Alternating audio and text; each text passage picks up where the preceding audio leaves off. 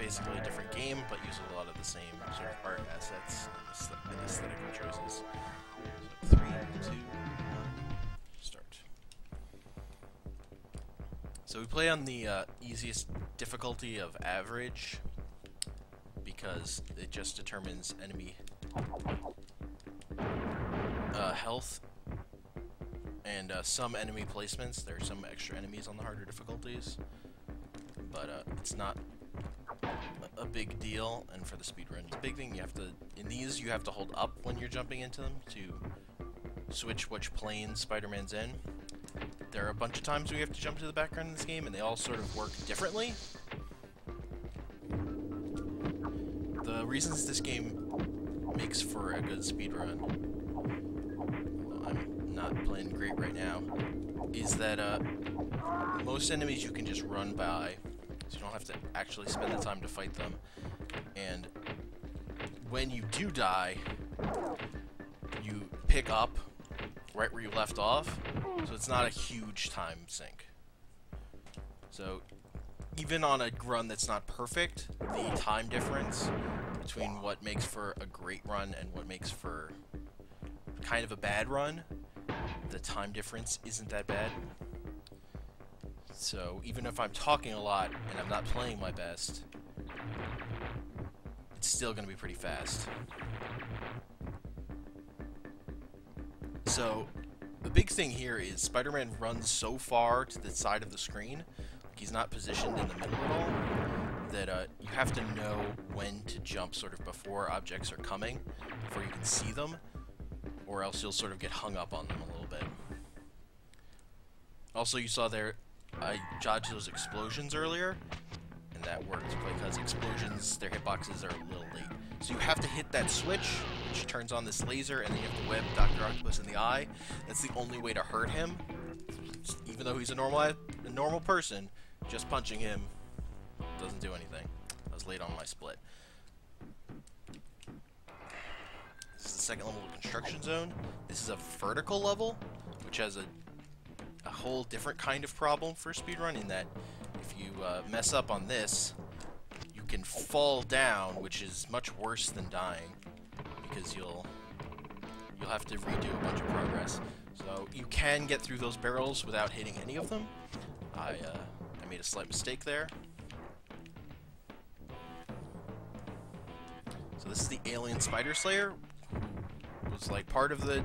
They definitely had a toy of this associated with the cartoon, but I don't think he ever actually showed up in the show. Also in the background you can see there the Manhattan, because we're in Brooklyn right now, which, remember that, it'll come back up later.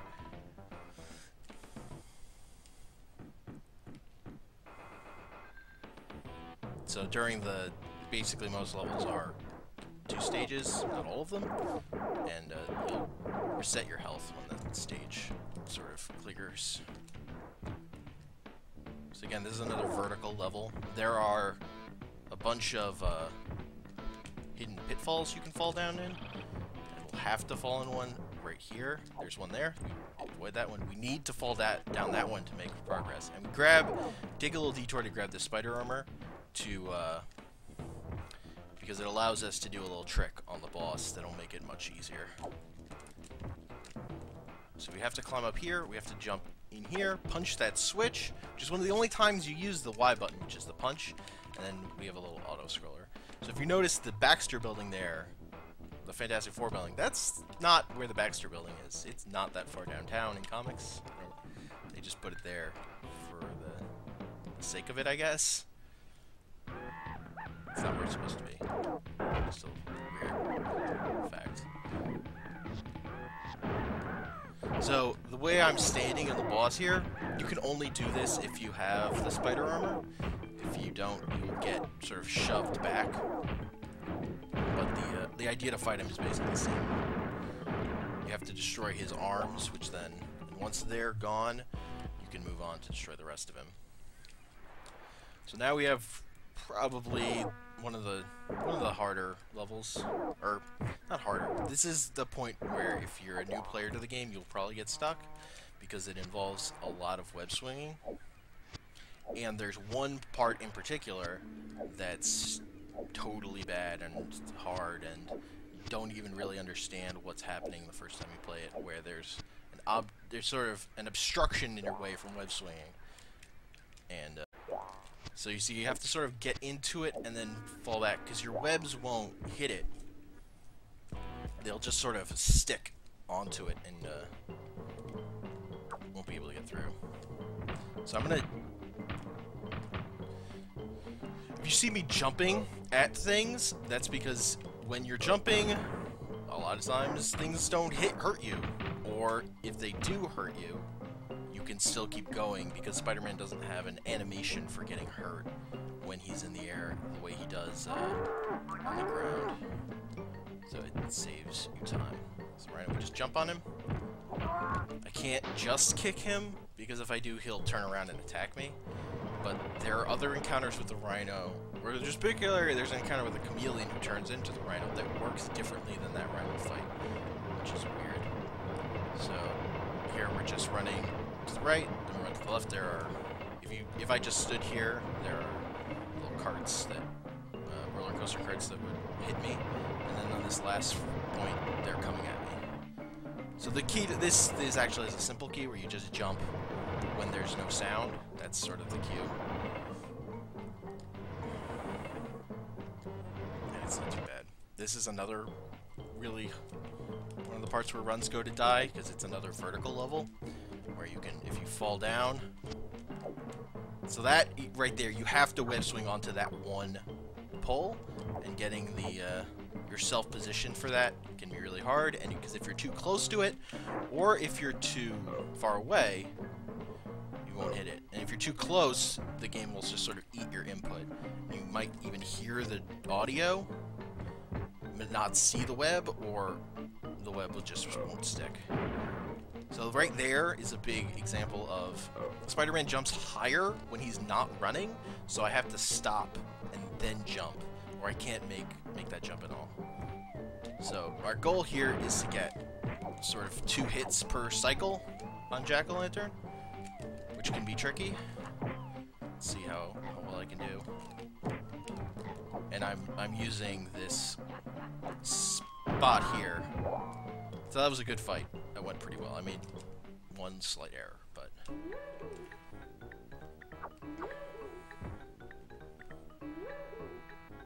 So see, this level has a lot of stages. We're still in that, technically, that same Coney Island level. And, if you remember, we were in Brooklyn before we came to Coney Island, and then went over the Brooklyn Bridge, which is the wrong direction. Like, clearly some point in this game's development, they moved around all the levels, so the sort of geography of the track you take. So that's another trick where I need to break that glass to open that door, or that mouth, but, so I need, if I can jump on it on that far edge, that's the fastest way to do it. But I don't want to fall down there, because that'll take me all the way back down, even though it gives you some like, webbing. So I screwed that up, where I need to get the goblin's grenade to hit him is the fastest way to do that, but I didn't pull it off, so it took a slightly longer. And here, I'm just locking him in this pattern, where if I wasn't constantly hitting him like this, he would run around all over the place, but I can lock him in, and then take him out. Also, the goblin, most of the bosses in this game will come back at the end for the boss rush, but not Doc Ock and the Green Goblin. They never come back, so, and they die, you beat them in such horrific ways that I just assume you killed them. Like, that's apparently what happens. This is another vertical level where things can go pretty bad. And platforms are weird here, where what's solid and what's not is just weird in certain places. So this is actually, what I'm going to do here is a skip, where I web right up here, and it skips a whole section to the left. So now, Beetle just goes away. We also skipped seeing the vulture. If we'd gone to the to the left at all, or even if I had messed up a little bit and gone just a little too far to the left, the vulture would have appeared. So now, chameleon rhino. We can just kick.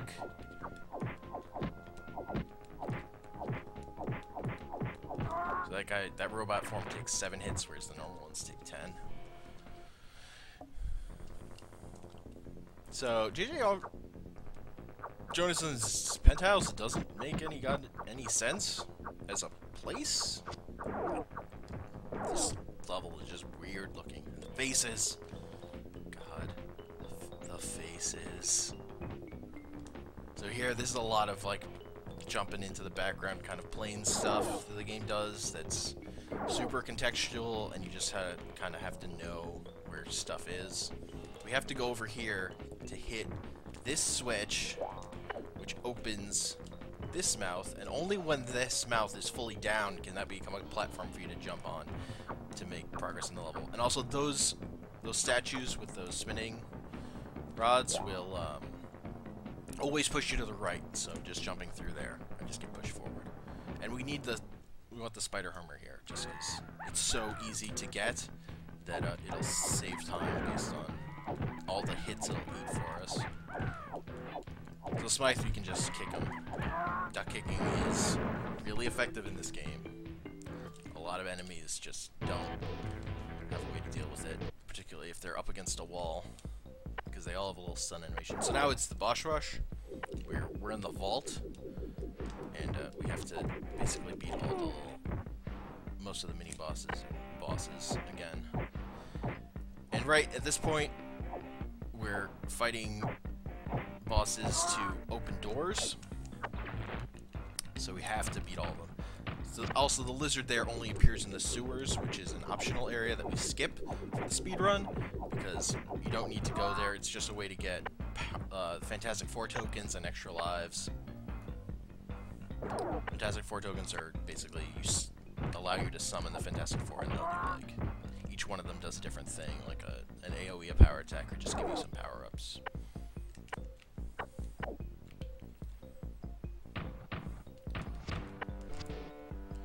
So now we're gonna fight Mysterio, who we never beat in the Goblin level, but he still wound up in jail somehow.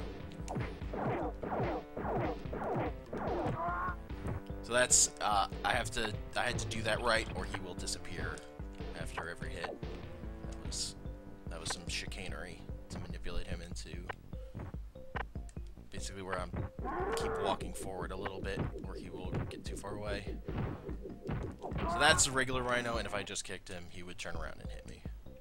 But on the last hit, I can get an extra hit in. So now that we still have the spider armor, we can use the same trick to make this fight much easier on ourselves than the first one, like the first one was.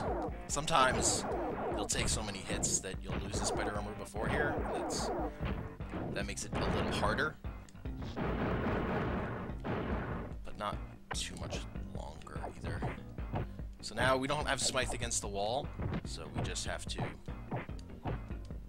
repeatedly kick him in his general area until he goes down. He has to take it. So we have to go up here. We're gonna web swing so that we don't get stuck too long by getting shot by that gun, although I still got shot, but I don't think it was too bad. Now we have to fight the Spider Slayer again.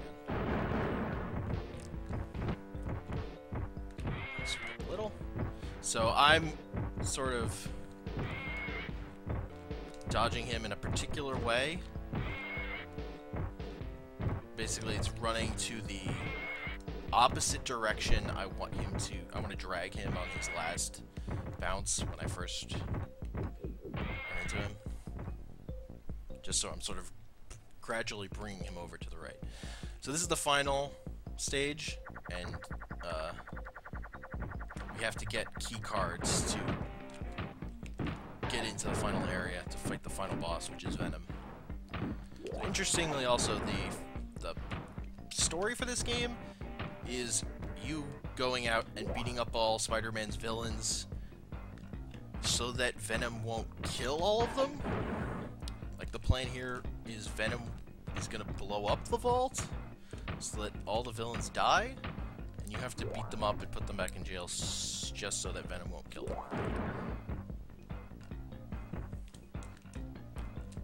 Which is, kind of weird, honestly. So those mines, if you jump right as you hit them, which I failed to do there, you can just sort of avoid all the damage entirely. So I'm doing this in a particular order to minimize the number of menu presses I have to do. Like, that's why I ran by one of those machines where I had to use a key card. And also, you can't use the Fantastic Four tokens in this level because they're overwritten by the key cards on that menu, where they would appear as usable items. Be right there. The other thing with this game is that there are those grenades, but I never find them. They're not useful at all. They take so long to use and wind up. They're not worth it, even when I play this game casually.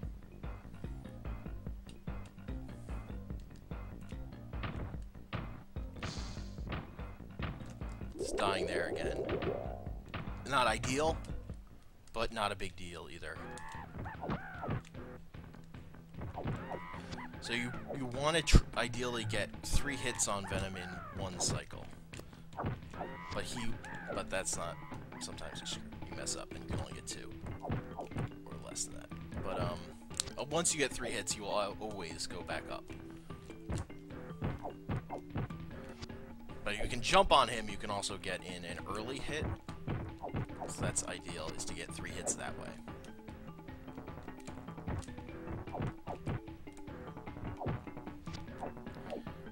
And we're gonna be close to time here.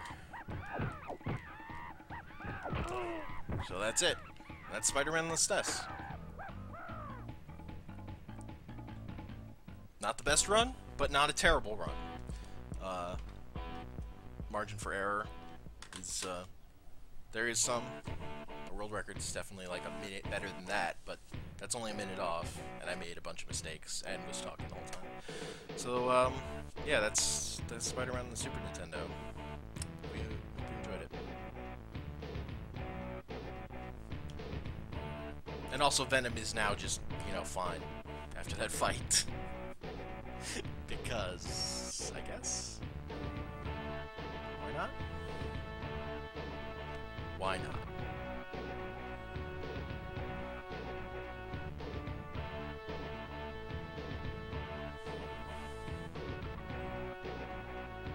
I'm gonna cut the stream here.